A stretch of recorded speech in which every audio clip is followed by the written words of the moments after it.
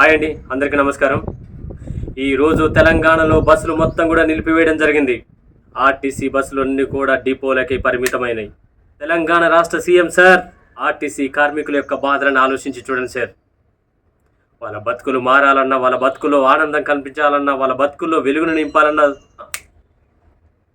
మీ వల్ల ఖచ్చితంగా అవుతుందండి. ఆర్థిక శాఖ, రవాణా శాఖ మంత్రి, ఆర్థిక శాఖ మంత్రి, సీఎం రేవంత్ రెడ్డి గారు, ఐఏఎస్ డిపార్ట్మెంట్ వాళ్ళందరూ కూర్చుంటే ఈ యొక్క సమస్యకు పరిష్కారం దొరుకుతుంది సార్. మీరు అనుకుంటే పని అంత కష్టమేం కాదండి.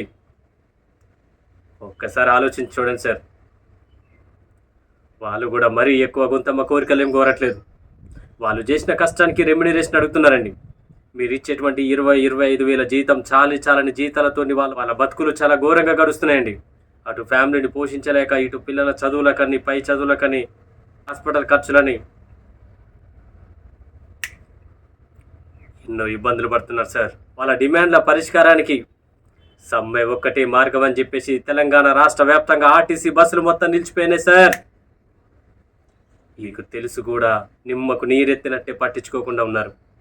మహిళలు, కండక్టర్లు, డ్రైవర్లు మిమ్మల్ని గెలిపిస్తే వాళ్ళ బతుకులు మారుతాయని నమ్మకంతో మిమ్మల్ని గెలిపించారు సార్. ఇప్పుడు కనుక వీళ్ళని పట్టించుకోకపోతే వీళ్ళ ప్లేస్లో ఉన్నట్టుండి నైటే ప్రైవేట్ ఆర్టీసీ కార్మికులను దింపారు సార్. బట్ వాళ్ళకు డ్రైవింగ్లో అనుభవం లేక, అవగాహన లేక వందలాది మంది ప్రయాణికులను ఎక్కించుకొని ఎక్కడన్నా ప్రమాదాలతో మృత్యువాత పడితే దానికి మాత్రం కారణం మీరే అవుతారు సార్. సమాధానం కూడా మీరే చెప్పవలసి వస్తుంది. ఈ రోజు నుంచి ఆర్టీసీ కార్మికుల యొక్క సమ్మె శురువైంది సార్. ఒకవైపు వలస ప్రయాణికుల యొక్క ఆర్తనాదాలు, మరోవైపు ఆర్టీసీ కార్మికుల యొక్క ఆర్తనాదాలు. ఒక్కసారి మీరు ఆలోచించి గట్టిగా నిర్ణయం తీసుకుంటే ఈ పని అయిపోద్ది సార్.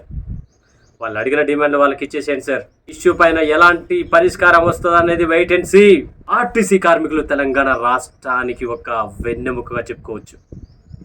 మరి వాళ్ళని ఇబ్బంది పెడితే మాత్రం ప్రభుత్వాలే కూలిపోతాయి. తస్మాత్ జాగ్రత్త. తూదీనమ్మ జీవితం. నెక్స్ట్ టైం ఓటు అడగడానికి వస్తారు చూడండి, అప్పుడు ఒక్కొక్కరికి ఎలాంటి సమాధానం చెప్పాలో అలాంటి సమాధానం, బుద్ధి వీపు విమానం మోత మోగేలా సమాధానం చెప్తారు సార్.